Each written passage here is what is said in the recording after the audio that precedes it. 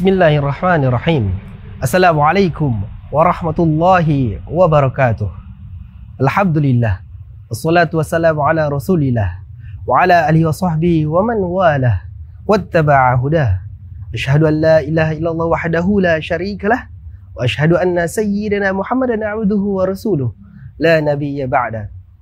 Yang pertama, mari kita panjatkan puji serta syukur atas kehadiran Allah Subhanahu wa taala, yang mana Allah telah memberikan rahmat dan karunia-Nya kepada kita semua sehingga kita bisa melaksanakan ibadah puasa pada bulan Ramadan ini dengan lancar tanpa ada hambatan.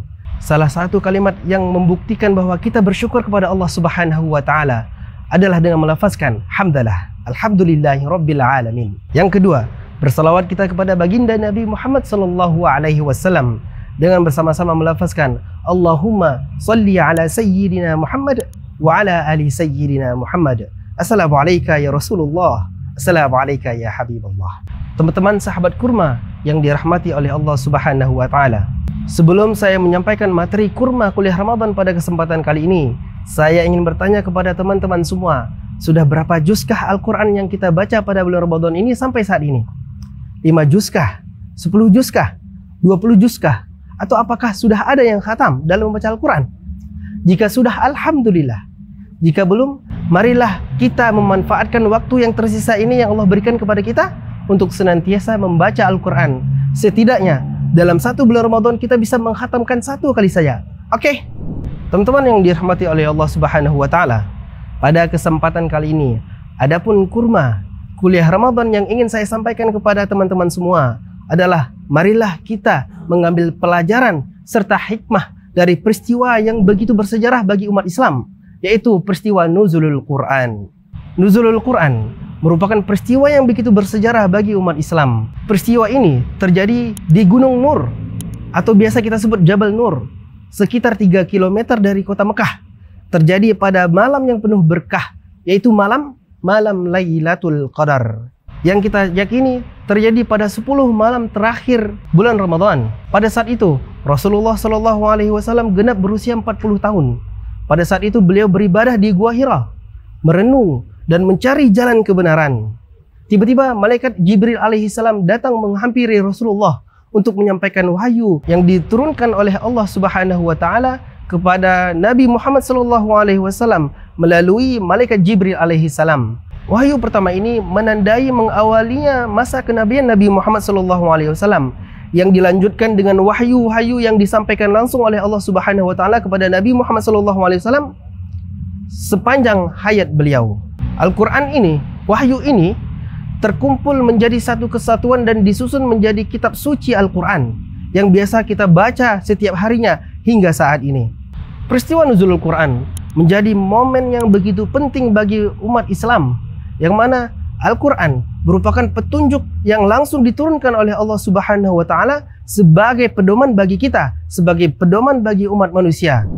Peristiwa Nuzulul Quran merupakan peristiwa yang begitu penting bagi umat Islam karena menandai perubahan yang begitu besar bagi umat manusia. Teman-teman yang dirahmati oleh Allah Subhanahu wa taala, adapun wahyu pertama yang diturunkan oleh Allah Subhanahu wa taala langsung kepada Nabi Muhammad melalui malaikat Jibril alaihissalam, yaitu surah Al-Alaq ayat 1 sampai 5. Allah Subhanahu wa taala berfirman dalam surah Al-Alaq ayat 1 sampai 5 yang berbunyi, A'udzu billahi minasy syaithanir rajim. Bismillahirrahmanirrahim. Iqra bismi rabbikal ladzi khalaq. Bacalah dengan nama Tuhanmu yang menciptakan. Khalaqal insana min 'alaq, yang menciptakan manusia dari segumpal darah. Iqra wa rabbukal akram. Bacalah, Tuhanmu lah yang maha pemurah. Alladzi 'allama bil qalam, yang mengajarkan manusia melalui pena. 'Allamal insana ma lam ya'lam, dia mengajarkan kepada manusia apa yang tidak diketahuinya. Teman-teman yang dirahmati oleh Allah Subhanahu wa taala, ayat ini menegaskan kepada kita untuk selalu membaca, untuk selalu memperoleh ilmu serta mengembangkan diri selama nyawa ini masih di badan kita. Dalam sebuah hadis Rasulullah SAW bersabda, utlubul ilma minal mahdi ilal lahdi. Tuntutlah ilmu dari buayan hingga liang lahat. Teman-teman yang dirahmati oleh Allah Subhanahu wa taala, Al-Qur'an bukan hanya sekedar ayat-ayat saja yang dibaca tanpa pemahaman, melainkan Al-Qur'an dibaca dan dipahami supaya bisa menjadi petunjuk bagi kita. Allah telah menurunkan Al-Qur'an untuk menjadi petunjuk bagi umat manusia dalam menjalankan kehidupan sehari-hari. Marilah kita jadikan Al-Qur'an sebagai pedoman hidup kita. Setiap masalah yang kita ambil, setiap keputusan yang kita ambil, setiap tindakan yang kita lakukan harus dikaitkan dengan Al-Qur'an. Karena Al-Qur'an merupakan petunjuk langsung dari Allah Subhanahu wa taala untuk mengatasi masalah-masalah umat manusia. Semoga kita dapat mengambil pelajaran serta hikmah dari peristiwa nuzulul Quran. Jangan lupa saksikan terus Kurma Kuliah Ramadan hanya di channel YouTube UIR Official. Assalamualaikum warahmatullahi wabarakatuh.